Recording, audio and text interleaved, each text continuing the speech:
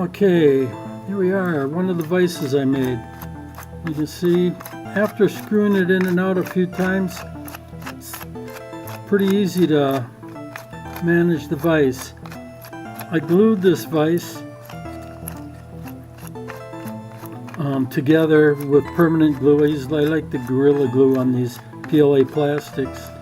Works very well.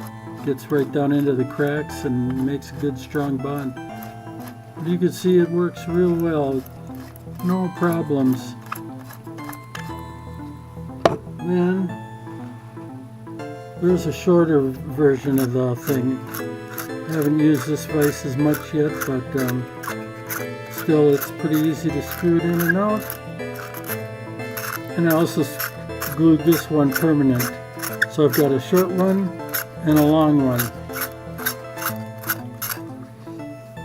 And just for laughs, here's my prototype one, the first one I made. It's a little bit different, and I got the threads backwards.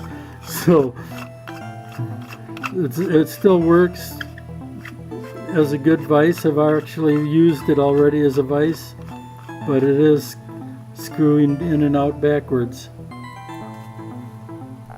3 great little vices.